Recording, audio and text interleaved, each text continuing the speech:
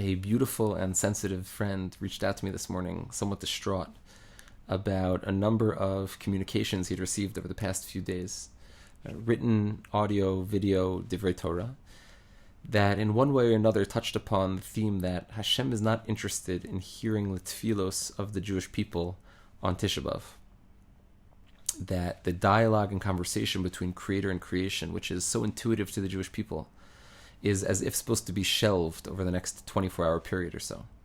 Now, it's true that there is a pasuk in the third parak of Eicha that sakosa ba'anan lach me'avor tefillah, that Hashem kivyachol hides himself behind the clouds, not allowing our tefillos to penetrate at the time of Chorban, at the time of destruction, in the way that it normally does throughout the rest of the year.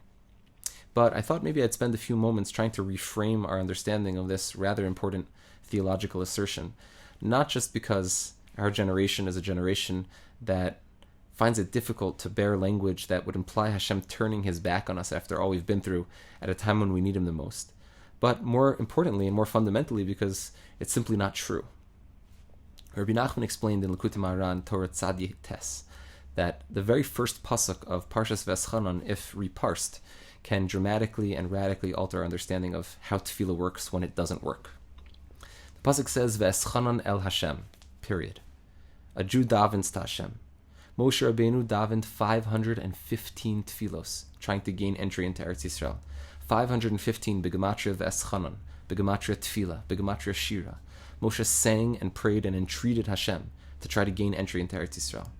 And when those tefillos don't seem to work, when a Jew feels that they're up against some cloud that Hashem is hiding behind, that's just the tefillos beginning to gain momentum, to begin to work. And what happens is that eventually, at some qualitative or quantitative point, be'es hahi, Rabbi Nachman says, ve'eschanan el Hashem be'es hahi, when a Jew davens to Hashem and doesn't give up, be'es hahi, at some pre-appointed time, lemor. Lemor, Rabbi Nachman says, refers back to all of those tefillos which were said before, all of those tefillos that seem to have gone to waste or seem to have been lost, be'es hahi, at the pre-appointed time, at that shas hakosher, lemor. They all come forward and speak before Hashem the entreaties of that person. This idea of tefillah being a momentum, something that is happening over a long stretch of time, is something which is intuitive to anybody who's ever been in a relationship. Not every time that you sit down to dinner with your spouse is there some unbelievable revelation of love. But the daily, consistent, spending time together, doing things for each other, ultimately breaks through in those moments of those Esahi Lemor moments, the moments of the Shas Kosher, the Shas Ratzon, when we're able to turn the day-to-day grind into something bigger, into something more.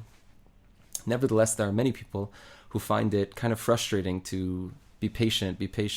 Hashem is going to answer your tefillos. And so it's also important to understand that, as the tzaddikim say, HaKadosh Baruch Hu helps us until he helps us as well.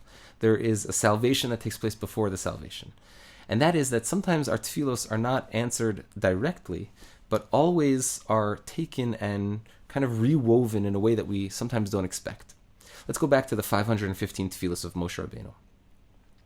Rav Asher Weiss explains in the Sefer Minchas Asher, in Parshas V'eschanan, in the back essays, that even though we're used to thinking that the world lasts for 6,000 years, there is a rather peculiar medrash in the Osios Rabbi Akiva that implies that the world is supposed to last for 6,093 years. That this number 6,000 is actually rounded down from 6,093. Now, what might a medrash like that be trying to teach us? So Rav Asher explains that if you look at the life of Moshe Rabbeinu's 515 tefillos finished when he was at the 120th year of his life, corresponding to the year 2,488 from the creation of Adam Harishon. If we subtract those years which already took place from the life of Moshe Rabbeinu, what we're left with is exactly, till the end of that 6,093 years, 515 Shmitos. After Moshe Rabbeinu's death, Yoshua leads the Jewish people into Eretz Yisrael.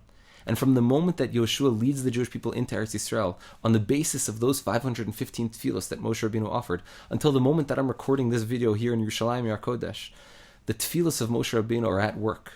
Maybe not in the way that Moshe Rabbeinu originally intended. Maybe Moshe Rabbeinu would have liked to enter into Eretz Yisrael with his own 2 feet.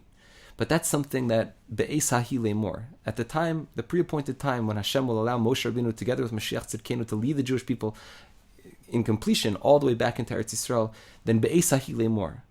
But in the meantime, Hashem is helping us until He helps us. Hashem is answering Moshe Rabbeinu's tefillah before He answers Moshe Rabbeinu's tefillah. In the simple interpretation of Moshe Rabbeinu's tefillah, we have to wait a little bit further. Hopefully it'll be today. But until that time, the shmira that we enjoy because of Moshe Rabbeinu's tefillos, those 515 tefillos, are taking care of us and our children and our grandchildren until the Gula Hashlema V'Amitis B'mheira B'Yameinu. Amen.